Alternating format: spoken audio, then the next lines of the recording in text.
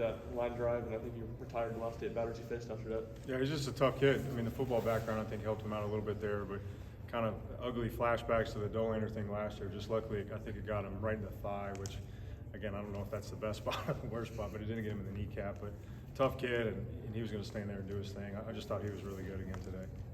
Didn't seem like he was super crisp with some of the walks and kind of some line drives right at guys. Just how was he able to battle through that and still be efficient with his outing? Yeah, I think. I mean, again, guys are gonna run into pitches where Sammy just throws too many strikes. I mean, the odds are in their favor, and their approach all weekend is they were swinging nonstop. I mean, from the first pitch of the game and every game. So he's working on a cutter to get guys kind of off that a little bit more. You guys saw that today. I think it's going to be a weapon, and Frank taught him that like 2 weeks ago. So it's been pretty good. But again, we got to play defense behind him. But that's what Sundays are about. Guys are going to swing the bat.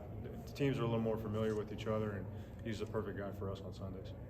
How impressive was Blake today for you guys? Not just today, it's every day. I mean, the stuff he does is just not normal. Like, he hits balls in BP, you kind of scratch your head and you're like, did that really just happen? But, I don't think he gets enough, I don't know if it's fanfare or credit, just because he's a hitter too. I mean, I know he can really leave the yard, but that ability to just flick that ball, I don't even see where it landed, probably the second deck out there, but it's special, and not a lot of guys in the country can do that. How have you seen him adjust to being kind of the guy in the lineup this year? Yeah, I mean, last year he did such a good job of just being observant. Like, he was always turn around, he's standing right next to us and kind of right in the fight. I think he really did a good job of getting better while just critically observing the game each day. And he's always been the guy, and it's been real stuff. But he's kind of like, it's not like a verbal running around barking at guys. He just kind of does his thing each day, but he'll take your breath away when he lands on one. What about the way that he hits lefties? Is that something that he's improved with as he's gotten here, or did he show up able to hit lefties? Well, he's definitely got a gift. I mean, that hit tool is real, and I think he's definitely gotten better for sure, just because,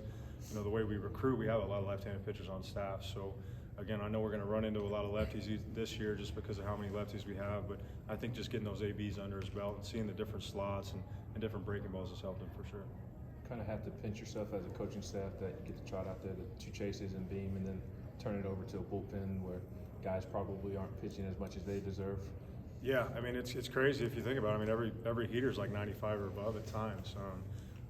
But then when you have Coach Anderson as your pitching coach, you kind of expect that, because with his resume and what he's done and the legendary career he's had, I mean, from coast to coast, people want to learn and pitch for that guy. And then obviously what Coach V brings to the table ultimately, like when you come to Tennessee, it's because you want to play for Tony Vitello. So I think the combination of Frank's background, obviously what Tony's background is in pitching as well, it's just kind of a perfect match for pitchers to come here and really find their best.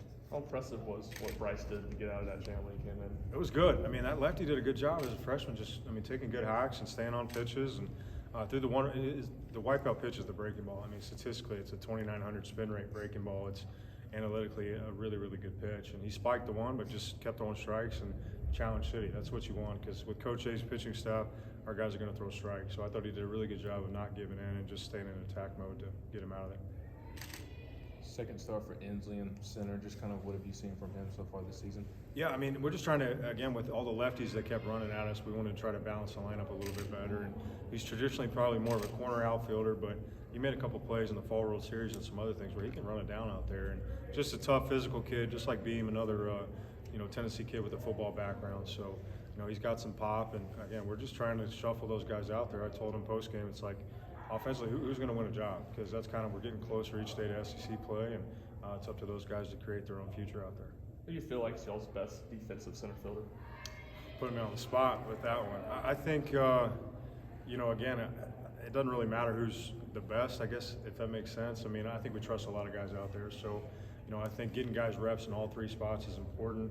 I know Coach Vitello, when he does the lineups and the scrimmages, guys will play one inning in left, one in center, one in right. So creating that versatility for all the guys, I think, allows us where it doesn't have to be, hey, you're the center fielder. I think our guys take pride in being able to play all 3.